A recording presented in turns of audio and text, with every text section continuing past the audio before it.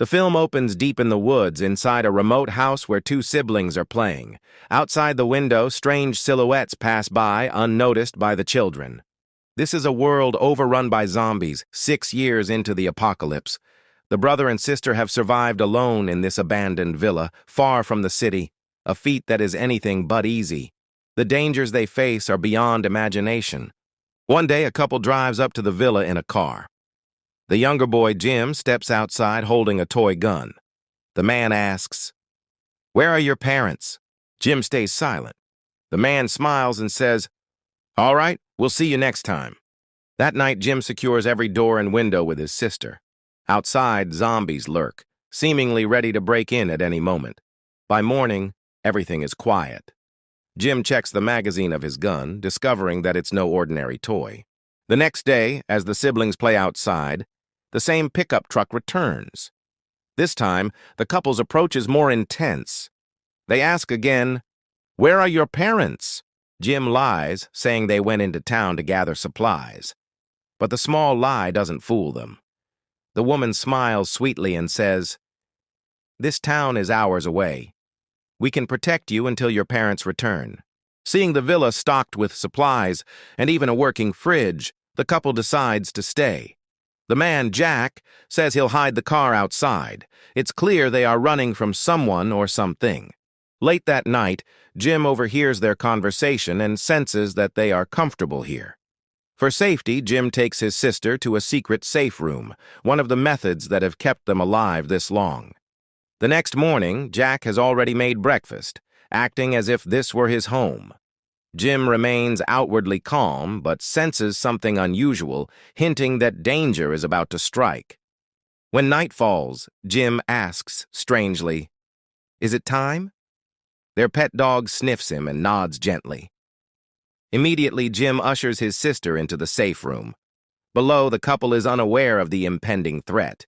The girl excuses herself to go to the bathroom, but through the window, she spots zombies clinging outside.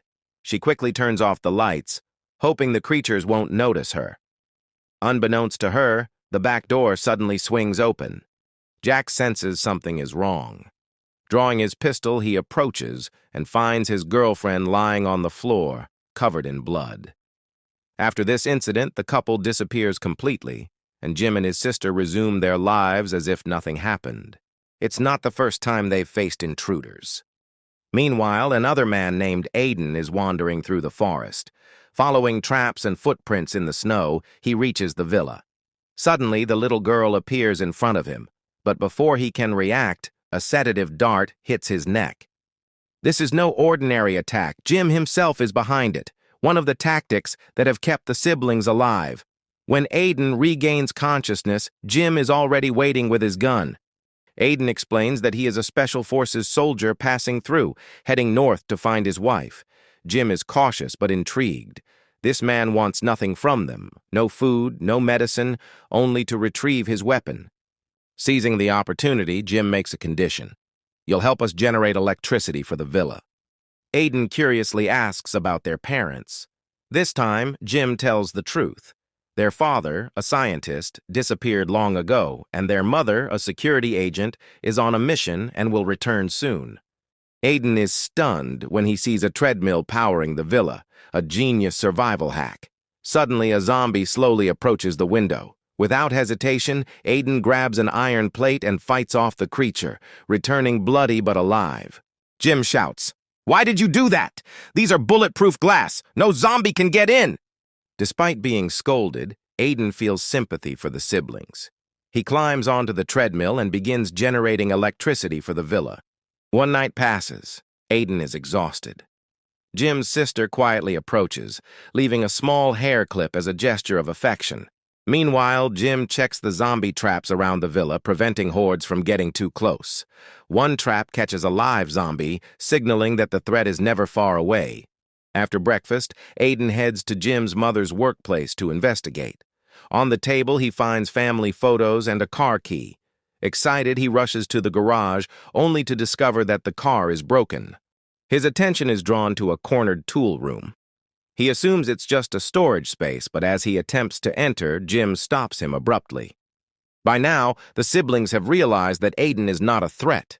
They stop using the safe room and begin to trust him.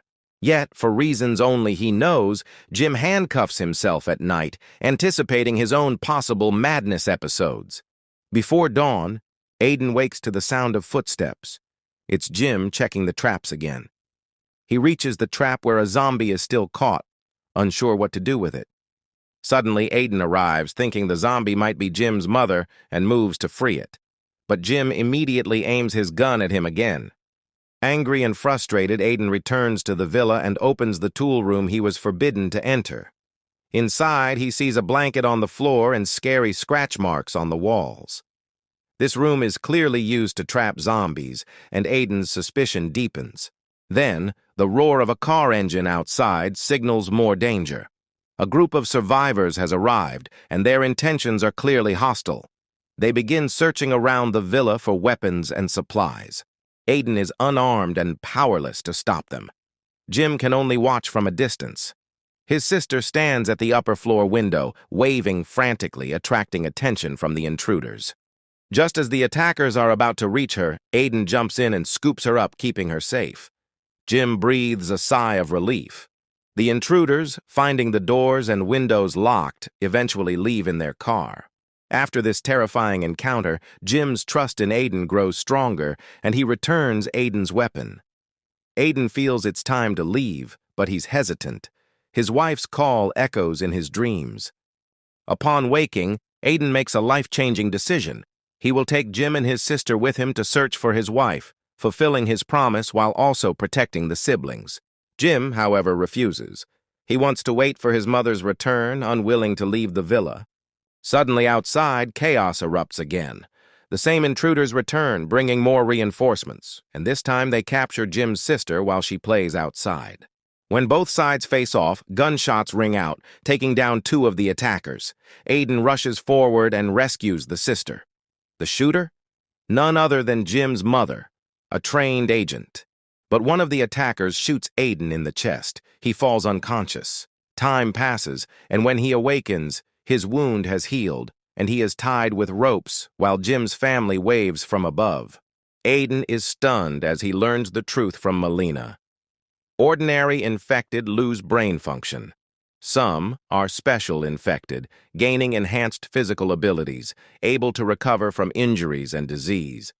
Their only weakness, after severe trauma or time, they enter a temporary madness, becoming indistinguishable from ordinary zombies. Aiden realizes with shock that he too is now a special infected. Even more startling, Jim is also a special infected. Aiden now realizes that Jim is also a special infected. The couple who died that night were actually killed during Jim's madness episode. That's why Jim ties himself with handcuffs every night before sleeping. Aiden wonders how they can predict when the madness will begin, but Melina explains that Jim's dog is specially trained. It can sense the madness before it starts just by smelling him. Aiden thinks about the tool room covered in scratch marks, the same place where Jim was kept during his madness episodes. Suddenly, the sound of a car comes from outside. Melina is facing off against some fighters along with her daughter. She already knows their leader, the one with the white beard. In fact, the leader's daughter had run away with a boy, and he had been wandering through the forest for many days searching for her.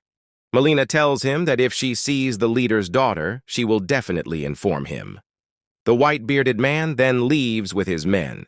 That night, Aiden casually asks about the villa. Melina explains that the National Security Agency had already predicted that a zombie virus outbreak could happen, so they built remote safe houses in advance. Each house was equipped with strong materials and self-sustaining energy systems. Aiden feels a bit upset. He believes Melina should have warned people earlier. Maybe more lives could have been saved.